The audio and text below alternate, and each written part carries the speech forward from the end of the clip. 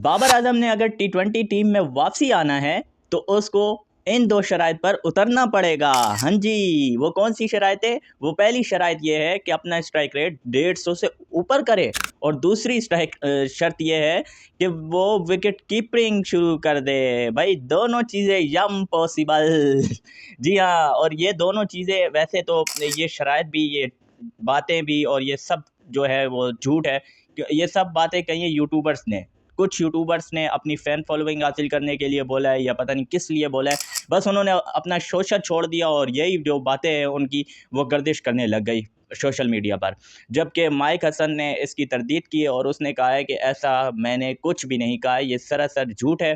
ठीक है, मैं ऐसी बात क्यों कहूँगा? ज़ाहिर-सी बात है, ये कोई लॉजिक वाली बात ही नहीं है। अगर कोई अक्लमंद बंदा होगा ना, वो ऐसी बात करेगा ही नहीं। वो एक ऐसा प्लेयर जिसने अपनी ज़िंदगी में इतना तेज़ नहीं खेला है, और जिसने ज़िंदगी में विकेट कीपिंग नहीं की है, ग्लव्स नहीं पहने हैं, तो उसको क्यों बोलेगा भाई? ये तो वही बात हो गई ना कि जो है बंदा बचपन से ही माइंड बना ले कि मैंने बनना है इंजीनियर, मैंने बनना है इंजीनियर, मैंने बनना है इंजीनियर। जब वो इंजीनियर बन जाए तो फिर जाके जब वो इंटरव्यू दे तो तब उसे पता चले कि भाई नहीं, तुम डॉक्टर बनते तो तब तुम अहल होते। तो ये तो वही बात हो गई ना, ये तो अहमकाना बात हो गई भाई। इस बात में कोई लॉजिक था ही नहीं, और इस बात को वायरल कर दिया, और जो वायरल हो गए उनके तो मज़े, उनकी तो बल्ले-बल्ले, उनकी तो दिहाड़ी लग गई। हाँ ना?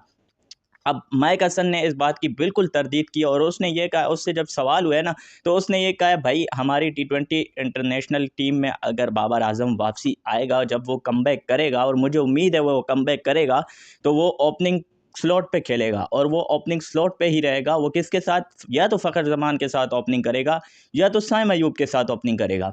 लेकिन मेरे नज़दीक बाबर आजम को ओपनिंग भी नहीं करनी चाहिए। वैसे है ओपनिंग है, अच्छी है बाबर आजम के लिए, लेकिन मुझे नहीं लगता कि यार बाबर आजम को ओपनर पे खिलाना चाहिए, उसको वन डाउन पे खिलाना चाहिए। क्यों? वो मैं ये बता इसलिए कि वन डाउन पे यार एक होता है ना कि स्ट्राइक रोटेट वाला, और वन डाउन पे अब आप लोग देखते होंगे कि वन डाउन पे ऐसा प्लेयर होता है जो क्लास का प्लेयर होता है, जो विकेट संभाल के खेलने वाला होता है। अब देखो, न्यूजीलैंड में केन विलियमसन था, वो भी वन डाउन पे खेलता था। विराट कोहली है, वो भी वन डाउन पे खेलता था इंडियन टीम की जानिब से।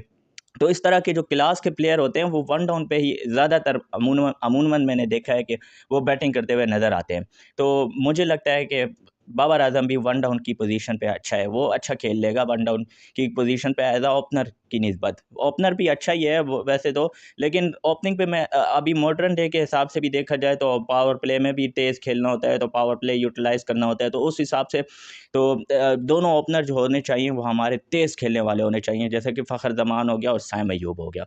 तो इस तरह के ओपनर होने चाहिए। तो इस बात से तो मैं एग्री करता हूँ कि इंशाल्लाह बाबर आज़म वापसी ज़रूर आएगा, कमबैक करेगा। अब ये देख लेना, आपको पता लग जाएगा कि ये चंद सीरीज़ों की बात है, उसके बाद ये इनमें से कोई एक निकलेगा और बाबर आज़म ज़रूर आएगा। और बाबर आज़म को कमबैक करने के लिए बस अब लीगों का ही सहारा रह गया है, क्योंकि इंटरनेशनल में तो वो वापसी बहुत मुश्किल लग रही है। जिस तरह के जो उनके तासुरात लग रहे हैं कोच के, हेड कोच के, जैसे आकिब जावेद के, और जो अभी रिसेंटली अनाउंसमेंट हुई है बांग्लादेश और पाकिस्तान की टी20 सीरीज़ की, तो उससे जो जवाब मिला उससे उसके तासुरात से तो यही लग रहा है कि बाबर आजम जो है वो इंटरनेशनल टी20 क्रिकेट में आने से रहा। लेकिन लीग में अगर वो इस तरह की परफॉर्मेंस दे लीगों में, और हाँ तेज़ थोड़ा खेलना शुरू कर दे, तो मुझे लगता है कि वो वापसी आएगा।